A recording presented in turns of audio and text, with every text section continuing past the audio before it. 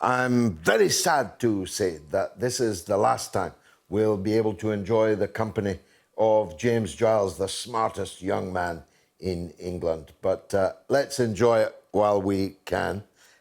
James going on to bigger and better things.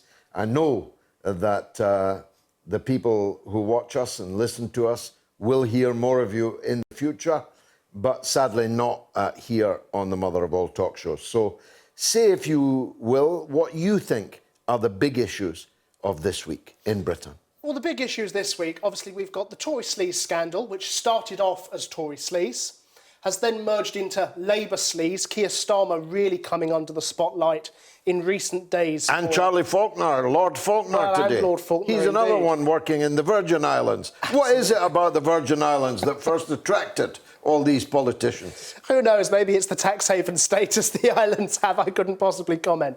Well, for Keir Starmer, of course, it was Gibraltar. We've got the by-elections ongoing in Britain. There's a number of them now. North Shropshire, Old Bexley. Obviously, Southend's a slightly different kettle of fish. The summary of the COP26 conference. There's really been a huge amount going on this week, in addition to the breaking news, which you've already covered extensively. Yes. Now, how does all of that impact on these by-elections and on the opinion polls in general? Because, as I said earlier in the show, in defiance of the laws of physics or politics, if not physics, Keir Starmer is currently ahead. How much worse can this get for Boris Johnson? And if it gets worse, what are the Tories going to do about it? Well, many of the viewers will remember, those in Britain at least, the major government sleaze days. And that really was the dying days of the major government. The Tories never really recovered in the 90s from those sleaze allegations. And there's a real risk that if Boris Johnson doesn't actually pluck up the courage and apologise for his handling of the Owen Paterson affair, if he doesn't pluck up the courage to tell Geoffrey Cox to either give up his work and apologise or go, that actually this could become very damaging for the Tories. The problem Labour have got, though, is that the Tories have a very effective spin machine, and they are now turning the spotlight onto Labour, onto Keir Starmer, onto Lord Faulkner, because Keir Starmer, of course, has raked in over £100,000 since becoming an MP. Well, he would have raked in a lot more if Jeremy Corbyn had not refused him permission to take a bumper legal job with Mishcon de Rea. Well, quite. And that would have been even worse for Labour had Corbyn not have blocked it. The odd thing is, though, about that, you've got Starmer's team saying Corbyn had nothing to do with that decision whatsoever. Yet Corbyn has proof that it was him and his team that blocked the move to do that. Yes, I was surprised that a Queen's Counsel, like, and a Privy Councillor, like Keir Starmer, would, well, there's no other way of putting it, would tell a lie. I thought officers of the court were not allowed to do that. Well, it's a very peculiar situation we find ourselves in. You often use the phrase two cheeks of the same arse, and dare say that in this occasion you've got two cheeks of the same arse. You've got find the Tories really under the spotlight, and unusually the Tory sympathetic press turning on Boris Johnson over these allegations. But Labour will too come under the spotlight. Now, whether that means that there could be upsets in places like Old Bexley in North Shropshire, we'll have to wait and see. The Liberal Democrats are bussing practically every activist that has a pulse to North Shropshire. They're out in every village every day, canvassing, running a really strong campaign there. They'll almost certainly finish second, but we could just find that it's Chesham and Amersham Mark II, this time not over planning, but over allegations of sleaze. Whereas the challenge in Bexley and Sidcup is, as it were, from the Tories' right, from the Reform Party and its leader, Richard Tice.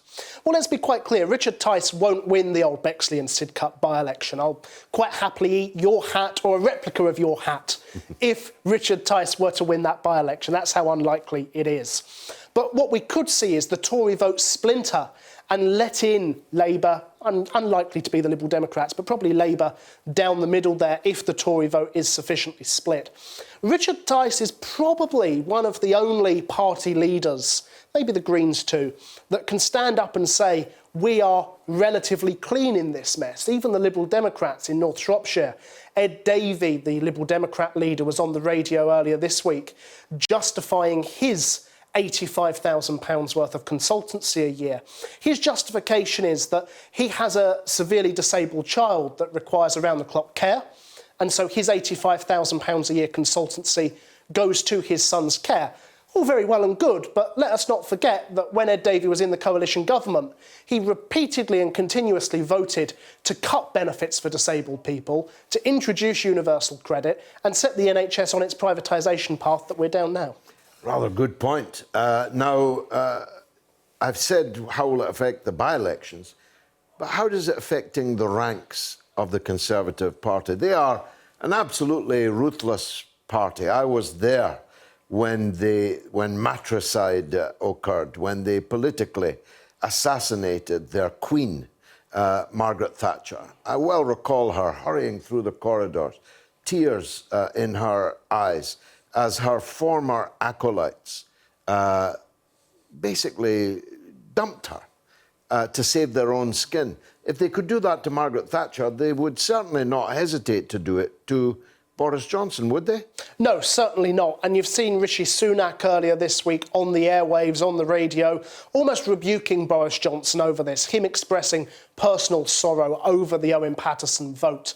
And that's very unusual. That's the most out of line a Tory minister's been prepared to be. Now, Rishi Sunak obviously knows among the grassroots in the Tory party, he is the favoured choice at the moment. He won our poll out the park, really. Yeah, indeed. I mean, he's facing a growing challenge among the Tory grassroots from Liz Truss. Boris Johnson, former Foreign Secretary, now Prime Minister. Theresa May, former Home Secretary, was obviously Prime Minister before Boris Johnson.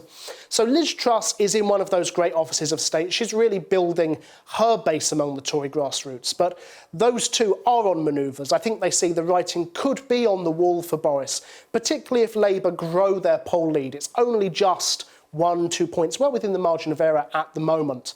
But if that continues to grow and Labour emerge from this relatively unscathed, then the Tories may well look to replace Boris Johnson. And what form would that take? Men in grey suits or a motion of no confidence? Well, I mean, there are many that argue that Boris Johnson actually doesn't really enjoy being Prime Minister anyway. Dominic Cummings, on his recent online blog, claimed that Boris Johnson asked him at the height of the COVID pandemic whether or not it would look acceptable for him to focus on writing his book about Shakespeare rather than actually dealing with the day-to-day governance of the country. He compared it to waking up daily and pulling a 747 down the runway by hand. So if that's to be believed, and take it with a pinch of salt, Dominic Cummings is a rather bitter gentleman. He does have motive, yes. Well, indeed. He uses his blog to just launch broadsides at the government. But Boris Johnson, it's clear, you know, his heart isn't in it. He could earn a lot more not being Prime Minister. He's got a large number of children. The exact number we still don't know. He claimed recently in America, when he was in America, that it was 6 children, but whether that is the true number, we shall probably never know. But he's got, let's say, a fair amount of child support to be paying. He's been on the record as saying that his £150,000 PM salary isn't enough. So, you know, you may find that if a group of men in grey suits actually went to Boris and said, look, mate, you've done us well, you've got Brexit done, but, you know, do you maybe want to take a back seat now? I wouldn't be surprised. Now, just before you go, who should succeed to the British throne? Prince Charles, 27%. That's up to Prince William, 39%. So well ahead of his father. But the Republic on 34%. Although on YouTube, it's 16% for Charles, 24% for William, 60% for a Republic. And on Telegram, it's 6% for Charles, 32% for William, and 62% for a Republic. How much of a crisis for the monarchy is it in Britain that rather a lot of people, including Peter Hitchens, a former monarchist, are now saying, we love the Queen, but we can't wear Prince Charles? Well, there are a large number of people who remember Charles's behaviour towards Diana. She was, of course, the people's princess, and people held her very dearly. Many still have very fond memories of her. So there is a dislike of Camilla, perhaps even more so than Charles. I think if the public pressure was there, then the royal family may have to think twice about the future beyond the Queen. Obviously, wish Her Majesty the best of health. It's unfortunate she wasn't able to get to the cenotaph today for that remembrance service. The royal family bring in a fair amount of tourist trade, etc., or at least that's the argument for a monarchy. The Queen is held in high regard, but after that, my personal preference would certainly be William. I think Charles isn't seen by the British public as someone with quite the standing that the Queen has, or indeed William and Kate. Well, it's been marvellous, as I always say, having you. The very best of luck in the next stage of your career. And as I say, I'm sure we'll be hearing more from you.